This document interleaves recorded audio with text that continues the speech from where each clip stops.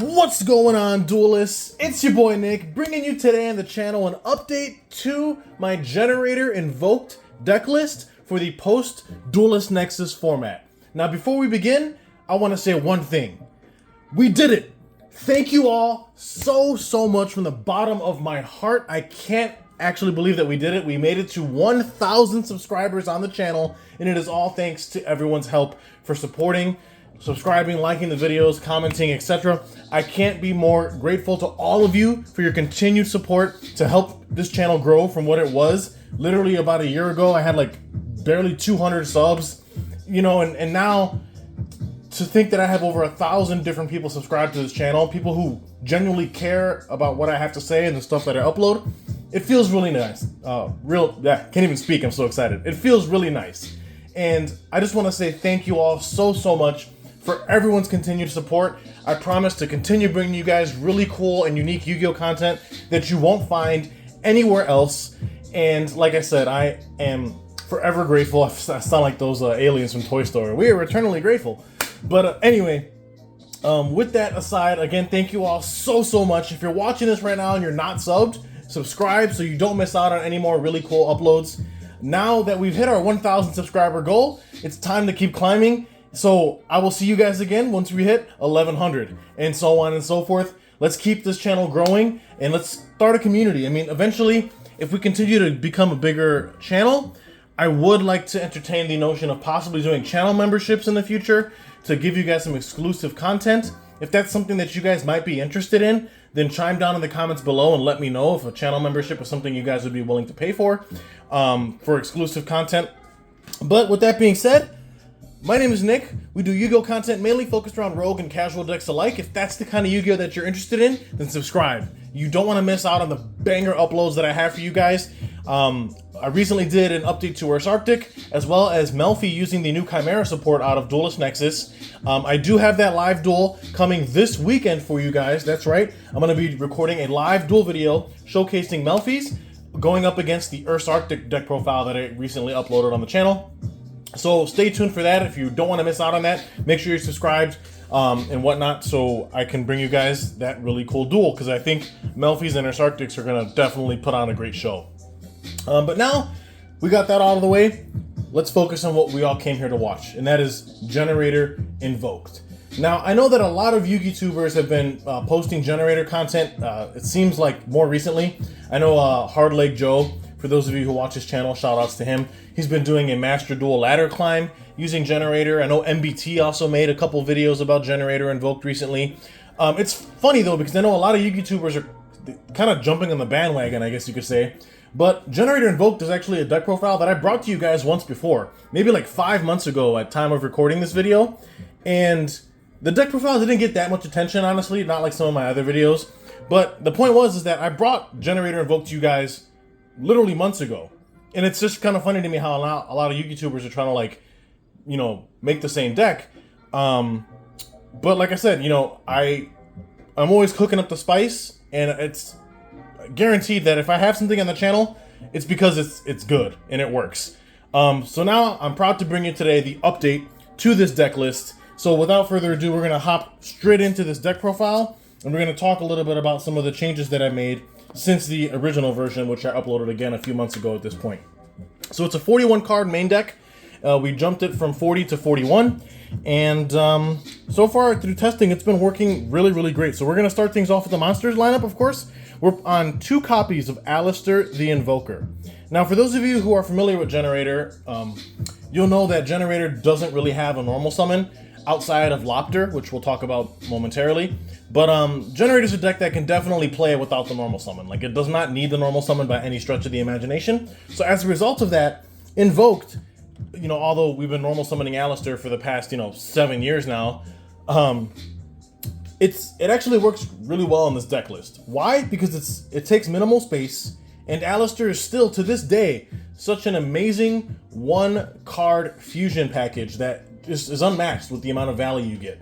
Now, if that wasn't crazy enough, the fact that he helps you fuse into cards like Invoked Mechaba, who just so happens to be a level 9 monster already, I think you guys can kind of start making the connections here as to why Invoked works so well in a strategy like Generator. But we run 2 copies of Alistair. Upon normal summon, he lets you add a invocation from the deck to your hand, and then while Alistair is in the hand, as a quick effect, you can discard him, send him from the hand to the graveyard, target a fusion monster you control, and it gains 1,000 attack and defense until the end of this turn.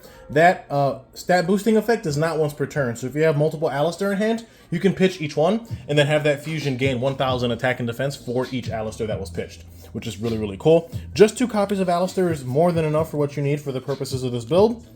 Moving on though, now we're moving into the generator monsters, which is Lopter. Now Lopter is the only normal summonable generator that's in this deck that does not require a tribute. Basically, he's a level 4 fire fairy effect monster, and it states, like all the generators do, that you can only control 1 copy of the named the aforementioned card. All the generators have that clause.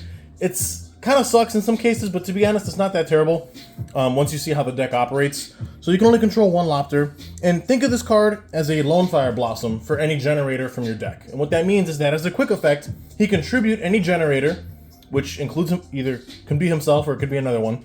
You tribute a generator for cost, and then if it resolves, you can special a generator monster, a level 9 generator monster specifically, with a different name from your deck than the tributed monster. So he's the only non-level 9 generator that we run in the main. Well, not that we run, but the only one that exists. And he's pretty much like a Lone Fire Blossom or an emergency teleport of sorts for your level 9 generators, which is great, given that all the generators are level 9s, except him, obviously. And none of them have effects that special summon themselves. So effectively, all of the generators, theoretically, are all like bricks or garnets, because if you draw them, they don't really do anything beneficial in the hand. But that changes somewhat with the reveal of the next card that we are running. And that is going to be triple copies of Vala, Seeder of the generator bosses. My apologies if I butcher her name. This card is one of the newer generator support monsters that just came out of Photon Hypernova, and she is absolutely incredible. Pretty much, aside from Lopter, the only other generator that you want to be running is a 3 of. Again, same stipulation where you can only control 1 of her, but this card basically makes it so that you don't brick on your generators. And what I mean by that is, while she is in your hand or graveyard, you can send 1 other generator card, card from your hand to the graveyard as cost to special summon this monster, but then banish it when it leaves the field. Then it states that if this card is special summoned, whether it's by her own effect or by some other means, you can special summon a generator monster from your hand or graveyard except a copy of herself. So effectively, if you have Vala, whether she's in hand or grave, and you have a generator card in hand, you can pitch that generator card to special the Vala from either hand or graveyard, and then because Vala was specialed, she can special then another generator from your hand or grave. Basically making it so that any generators that you have in hand basically become extenders of sorts. Like she'll special herself and then special that generator or any other generator that you have access to at the moment. So triple copies of Vala. She's just absolutely incredible in this deck, and honestly one of the better support cards that, you know, legacy supports that an archetype could have received. Now we're going to be moving into the other generator monsters, of which we only play 1-ofs of each. Now keep that in mind. The reason why we play 1-ofs is because they're all effectively garnets. Like, we don't want to draw these cards necessarily because they don't do anything in the hand without the help of other cards, obviously. So we're running 1 copy of Mardell, 1 Har, 1 Utgarda, 1 Gila, 1 Nidhogg, followed by 1 Frody. Now these are all the other generators that we play, and we're going to talk about each of them pretty much right now. So we'll start with Mardell. Now, obviously all the generators have the same clause where you can only control 1, which isn't a problem given that we only play 1 of each of these. So with Mardell specifically, if this card is normal or special summoned, you can add a generator card or a plant monster from deck to hand. So she's effectively the deck's Rhoda or Searcher, which is really nice. Now the interesting thing about generator as an archetype is that they are, from what I understand, based off of Norse mythology, and each of the generator bosses represent one of the 9 realms. Correct me in the comments if I'm wrong, but at least that's what I think how it is. And all the generators are level 9s, and there can be boss monsters either for their own theme, which is generator, but they can also be boss monsters for the types that they represent. So for example, you notice how Mardell says she can add a generator card or a plant monster? Well, that's because Mardell is effectively the boss of plants, and you can play Mardell in any plant deck and have her effectively be like a boss monster for that theme. Same thing with Har. Now Har is, in my opinion, probably the strongest generator behind Vala, because he's actually an omni-negate, meaning that by tributing generator monsters that you control or spellcasters, you can negate the activation of a card or effect your opponent activates and destroy it, which is very, very strong. So aside from Ardell, all the other generators that you see here have an effect or some type of quick effect where they contribute any number of generators we control to then proc some type of effect. So in the case of Har, he's an Omni Negate. Utgarda contribute generators to target any card in the field and banish it. Hilo contribute a generator to special summon a generator from the graveyard. Nidhogg contribute a generator to negate the special summon of a monster. Think of him like kind of like a Solemn Judgment of sorts. And then Frody, who in my opinion is the worst one out of the bunch, because yes, he's removal, but he pops monsters and then your opponent draws the card for the monsters that he destroys, which seems counterproductive, but we mainly play this one as an additional name in the deck because we want another level 9 that had a different type and attribute, and I'll explain why that's important as we get to the profile. But this is pretty much the generator lineup that we run, aside from the Vala and the Lopter, of which we play 3 of. This is the remaining generator lineup, and all of these cards serve a purpose. Now, like I was saying, each of these cards can be a boss monster effectively for their own theme, because aside from them being able to tribute generator monsters, they contribute other generators, or they can also tribute monsters whose types that they represent. So if you don't want to tribute generators for Har, you can tribute spellcasters. If you don't want to tribute generators for Utgarda, you can tribute rock monsters. Or in Gila's case, you can tribute zombies. Nidhogg can tribute worms, and so on and so forth. Hopefully you guys get the gist. But I think it's really cool that these cards individually can be boss monsters for the types they represent, but in the deck, they basically function as like bosses for the different realms that each of them occupy, which I think is super cool. Now, one glaring question you're probably asking yourself is, where are the monsters coming from that we have to tribute for all of these effects? Because inherently this seems very neggy, and it is. And we'll talk about how the deck plays around that momentarily once we get to the spells. But for the time being, this is what you need for the generator lineup that we have. Now we're going to move into the non-archetypal monsters, of which we play 1 copy of Trias Hierarchia, which as far as I'm concerned is basically an honorary generator at this point. It's a level 9 light fairy monster, which reads as follows. During the main phase, if this card is in your hand or the graveyard, quick effect, you contribute up to 3 fairy monsters, special summon this card, but banish it when it leaves the field, then apply the following effects in sequence, depending on the number of tributed monsters. So if you tribute 1 fairy, the Trias just specials itself from hand or grave. If you tribute 2 fairies, Trias will special summon itself and then destroy a card the opponent controls, non-target. Or if you tribute 3 fairies, the Trias will special summon itself, destroy a card the opponent controls, and let you draw 2 cards. So it's a very powerful card, in my opinion. But we just play it as a one-off tech card because we usually either, send it to the graveyard through cards like Foolish Burial, or if we hard open it, we're able to proc its effect from the hand as well. And again, you have to tribute fairies specifically. Now, the only other fairies that we run are obviously the Lopter and the Vala was a fairy, as well as the Lopter were also fairy monsters. But again, when we get to the spell cards, it'll all make a little bit more sense as to where this copious amounts of fairies are coming from. But anyway, we play Trias Hierarchia as a nice one-off tech card in the deck. Moving on, we play 2 copies of Revolution Synchron, brand new out of Duelist Nexus. Now, this card, in my opinion, is very, very strong. I've seen a lot of different decks play this card, using it to climb into different level 7 or 8 synchros. Obviously, the Synchron deck makes great use of it. It's just very, very nuts. Some people are even comparing this card to, version 2.0 of Glow Up Bulb, which is still currently banned in the TCG. I'm not downplaying the fact that this card is powerful. However, I still don't think that this card's price is justified. It's still, at time of recording, between $50 and $60 a copy.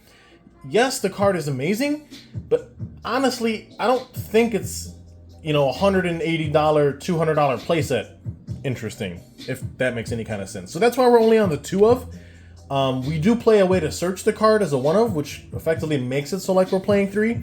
But personally, I wouldn't be maxing out on this card, at least in this deck, because number 1, this card is not a starter, nor is it really an extender. It's only great in the hands where you have access to Alistair, and you're able to normal summon Alistair, search Invocation, and then use Revolution Synchron to be able to Synchro Summon using Alistair on field and the Revolution Synchron in the hand to make a level 7 Dragon Synchro, and then you kind of just combo off from there. Outside of that particular scenario, Revolution Synchron doesn't serve much of a purpose in this list. To be honest, that's like kind of what I've seen from a lot of deck lists outside of Synchron specifically. Like any deck that plays Revolution Synchron, they're only using it for that one particular combo where they like have a level 4 on field and then Rev Synchron in hand, and then they are able to Synchro Summon using the Rev Synchron from the hand via its own effect. But outside of those like particular lines of play, I don't really see Rev Synchron getting utilized in any other way. And because of that, I don't necessarily think the card should be played at 3 in a lot of the lists that I've been seeing. I mean, obviously, the more copies you play, the more likely you are to see it. But again, I'm on 2 copies, and then I'm playing 1 copy of a spell called Tuning, which we'll talk about when we get to the spells, which does search this. And so far through testing, the ratios have been great. Did I test this card at 3? I did. However, there were times when I would actually clog on multiple copies of this, and that's very bad, especially in a deck like Generator Invoked, because you're only using the Rev Synchron for that particular line that I discussed with Alistair. Outside of that, the Rev Synchron doesn't really serve a purpose. I mean, sure, you can normal summon it and then use him in a generator to make a level 12 synchro, but again, that play isn't necessarily optimal. So I think as the 2 of this card is perfectly fine for what we need it for. And then to round out the last monster in the main deck is just a playset of Ash Blossom. Oh, reliable, you know, Ash, there she is right there. Ash, there's not a single deck in the game that Ash doesn't check in some capacity. Now, is it a game-winning hand trap? No, but it is a hand trap that still is great against 95% of the decks you'll come across, whether you're going to locals, regionals, or whatever. And I still think she deserves a slot in this list, and I don't think Ash will ever fall out of favor, in my opinion. She's just too generic of a hand trap for that to happen. But now that we're done with the monsters, let's talk about the spell cards, of which we are playing a playset of Magical Meltdown. This is a field spell that upon activation lets you add an Alistair the Invoker from the deck to your hand. In addition to that, the activation of your cards and effects that would include an effect that fusion summons a fusion monster cannot be negated. Also, your opponent's cards and effects cannot activate when a monster is summoned this way. So think of Magical Meltdown kind of like Branded Lost, where like your fusion spells can't be negated, like their activations, and then when a fusion summon occurs, like your opponent can't respond. But that's kind of just a cherry on top. The real reason why you play this is because it searches Alistair the Invoker when it's activated, which means that because we're on 2 Alistair and we play 3 Meltdowns, we're effectively playing 5 copies of Alistair. So like I was saying, the Invoke package is very, very consistent, especially if you run cards like Terraforming, which we are playing in this list. It's almost like we're playing 6 copies of Alistair in a way. And basically, Revolution Synchron plus Meltdown is full combo. If you guys get this video to 30 likes, I will showcase you guys the combos and test hands for this deck. But anyway, moving on. The next spell we're playing is a playset of the Generator field spell called Generator Boss Stage. Now this card is very interesting. Basically, when your opponent, once per turn, if a card is added from the main deck to your opponent's hand, except during the damage step, you get to special summon a generator monster from your deck in defense position. So basically this card is an emergency teleport of sorts for generators, but it triggers when your opponent adds a card from deck to hand. Now note that the wording on this card is very specific. It says when they add a card from deck to hand, meaning that that includes when they draw a card for their draw phase, for their turn. As soon as they draw for turn, that meets the activation condition for boss stage, and you are able to special summon a generator monster from your deck, which is absolutely insane because it's almost impossible, and I shouldn't say almost, it is impossible for the most part to play around this. Like, unless you have like Ash to stop me from special summoning from deck, I'm getting a generator when you draw for turn, which is really crazy. Now, if that wasn't bad enough, when I special summon during the opponent's turn, if I special summon a generator monster, I can, except during the damage step, I can special summon as many generator tokens to my side of the field in attack position as possible. These tokens are generator monsters, and they're level 4 light fairies with 1500 attack and defense. Just for reference, here are the generator tokens. And they're all fairies. So for those of you wondering where all the tribute fodder comes from for each of the generator level 9 bosses that require you to tribute generators you control to like proc certain effects, or in the case of Trias Hierarchia, whether she's in the hand or grave, she lets you tribute fairies to special herself. The field spell is what produces you the free fodder, so to speak, for those effects, which I think is really cool. So like The moment the opponent draws for turn, you'll special any generator of choice from your deck, and then when that occurs, on a new chain, the field spell will then trigger to then produce up to, assuming you summoned a generator, and that was the only monster you controlled, then you'll summon 4 generator tokens, effectively giving you 5 generator monsters on your field during the opponent's turn. And then obviously at the end of that turn, the tokens do get destroyed. But it's really nutty, like how one card effectively turns into a board full of monsters that your opponent has to navigate to do during their turn, which I think is really cool. So obviously you want to max out on boss stage, a very, very crucial card for the theme. Moving on, we do play 2 copies of Invocation for our 2 copies of Alistair. When Alistair gets normal summoned, we can search Invocation. And Invocation is effectively a fusion spell, but it's not just any fusion spell. It lets you fuse by banishing the material from your field or either player's graveyard, which is really insane. Now what's crazy about this is that the Invoke fusions generally just require Alistair plus a monster of a specific attribute. In Mechaba's case, it's Alistair plus any light monster. So if your opponent has like any lights in their grave, or, you know, obviously you'll probably be putting a light on your field or graveyard yourself, you can banish those monsters to then fuse. And if that wasn't crazy enough, while Invocation's in the graveyard and you have an Alistair that's banished, keep in mind you're usually banishing the Alistair to fusion summon in the first place, Invocation can add the banished Alistair back to your hand, and then it shuffles itself from the graveyard back into the deck, effectively turning on the engine all over again, giving you an Alistair to normal summon, and then you search out another Invocation and rinse repeat, which is just, it's a 1-card fusion summon package that just keeps recycling itself over and over again. It's really, really powerful, and this deck really appreciates that, especially in a grind game. Moving on, we do play a playset of World Legacy Monstrosity. This is a very powerful quick play spell that does one of 2 things. You can either special summon a level 9 monster from your hand, which is obviously very strong given that all the generators are 9s for the most part, and none of them, with the exception of Vala, have a way to special themselves from hand inherently.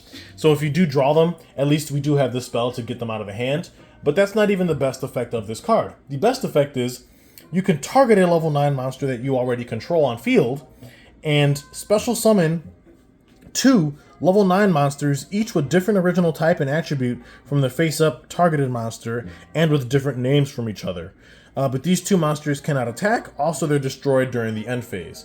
This is effectively emergency teleport for 2 level 9 monsters from your deck that have different types, attributes, and names than the level 9 that you targeted on field, which is just crazy. Now this is part of the reason why we play Frody, who, like I said, is kind of like the most lackluster generator in my opinion, but Frody happens to be a wind warrior. So in the event that we do manage to put a Mechaba on our field through the invoked line, keep in mind, Invoke Mechaba is a level 9 monster, we can target Mechaba, and now we can special 2 more level 9s from our deck that are not light machines and that have different name than Mechaba.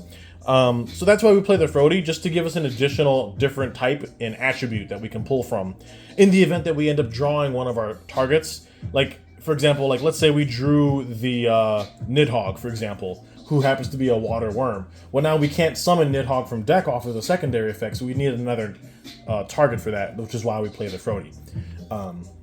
So hopefully that clears up any confusion, but Monstrosity is just a really powerful spell.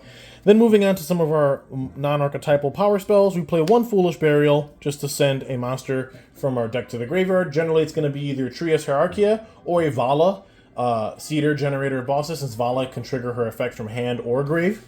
1 copy of Terraforming to fetch basically either Magical Meltdown or the Generator boss stage. Then we play 1 copy of Tuning, which is a Rhoda for any Synchron monster from the deck to hand, which effectively makes it so like we're kind of playing 3 Revolution Synchron, kind of not. You know, we play the 2 actual ones, and then this kind of functions as a pseudo 3rd copy in a way. It also sends the top card of your deck to graveyard at resolution, which for this deck isn't even terrible, because if you send something like Trias or a Vala, that's just free value in the graveyard anyway. Even if you milled like a level 9 generator, Vala can always revive them back from the graveyard regardless. So like, the mill isn't even terrible in this deck, in my opinion.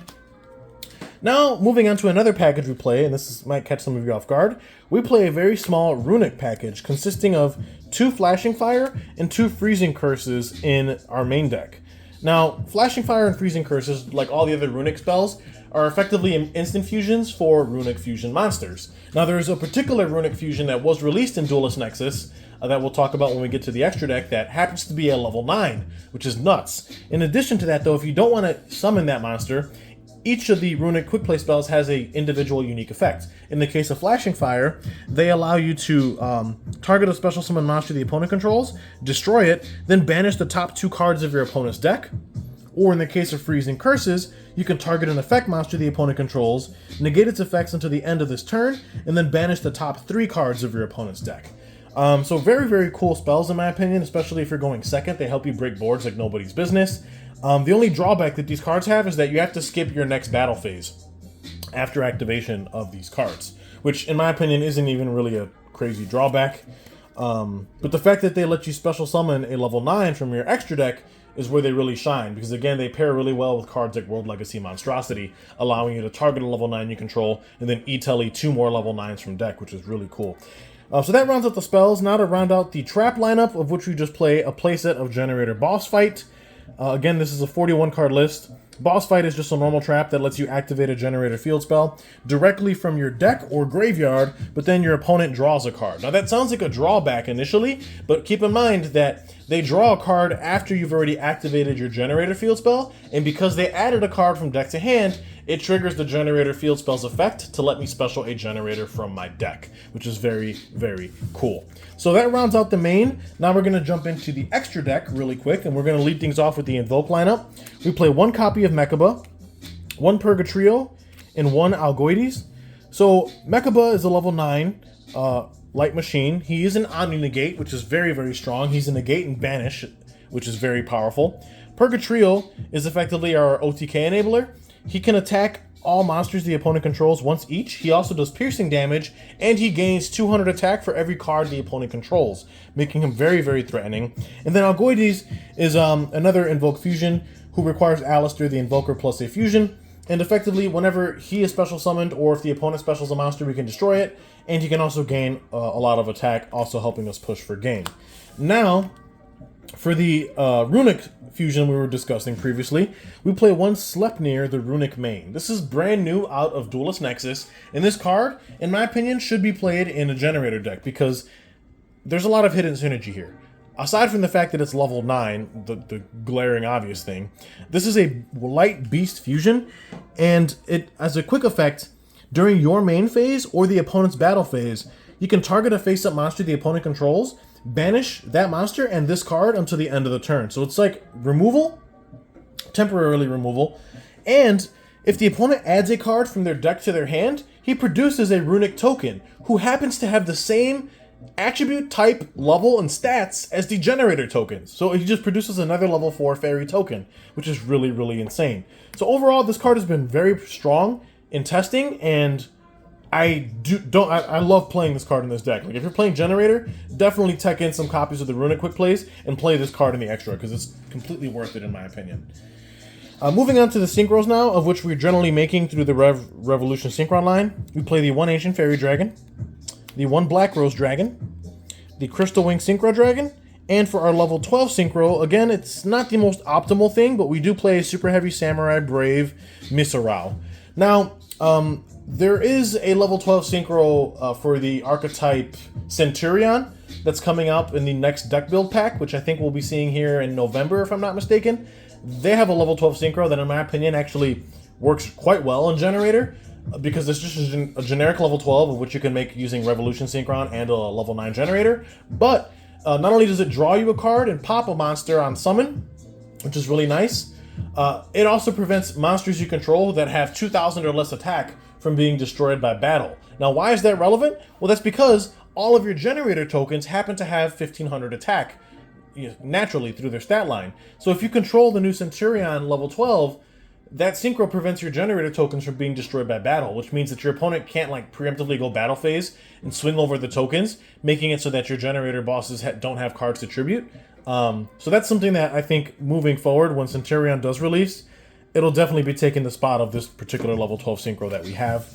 So that rounds out the Synchros. Now we're going to jump into the Xyzes, of which you play 1 Leviathan, 1 Jormungandr, 1 Enterblathnir, and 1 Hyperton. These are just, in my opinion, the best rank 9s we could be playing in this list. Leviathan and Jormungandr are just absolutely insane boss monsters for this theme. Very powerful cards. And then Enter Blasnir and Hyperton give the deck some more utility, being able to banish cards on field and on target, or rip cards out of hand, and also being another generic negate is also very strong. Now moving on to the rest of the extra deck is just some generic links that we usually make off the Alistair Invoker. We play one Artemis, the Magistus Moon Maiden, to give us our light target we need for the Mechaba, and then we also play one Almirage to give us the fire target that we need for the Purgatrio. And then for the last link we play, rounding out the 15th card, is just one BLS Soldier of Chaos. Again, all the generators are huge leveled and huge statted monsters, so if we make this using any of them, he gets his inherent protection, and it makes him just that much harder for your opponent to deal with. So that rounds out the extra deck, guys. Now we're going to dive into the side deck briefly before we wrap things up here. Side deck is honestly up to personal preference, but you know, just take this side with a grain of salt. We do play a playset of Kurikara, the Divine Carnate, again just adding more fairies to the mix. And because we play a decent amount of fairies in this deck, we also side 2 copies of Herald of Orange Light. Herald actually is semi-limited at currently. I have a funny feeling it may end up going back to 3 on the next list. We side 2 copies of Droplet, followed by 2 copies of Lightning Storm. And then we also sideboard a playset of Runic, or not a playset, excuse me, 2 copies of Runic Destruction, which is just for our back row matchups because it's basically an MST with the added benefit of allowing you to banish 4 cards off the top of the opponent's deck. Or you can also still use these to summon your Sleipnir that's in your extra. We also play 1 Harpy's Feather Duster, and then to round out to the side, we play a playset of Fists of the Unrivaled Tenyi, which is really powerful in this deck given that our field spell generates tokens, which are treated as non-effect monsters, making this card live for that precious Omni Negate. So that's going to round out my list for Generator Invoked post-Duelist Nexus. Let me know what you guys thought. Comment down below. Like the video. If you get the video to 30 likes, I will be bringing you a combos and test hands for this particular deck list. And subscribe if you haven't already. We made it to our 1,000 subscriber goal. Thank you all so much again. Like I said, stay tuned this weekend. I will be uploading the live duel video between Melfi, Chimera, and Ursarctic post-Nexus, so you don't want to miss out on that. And with that being said, this is Nick, hitting that end phase. Peace.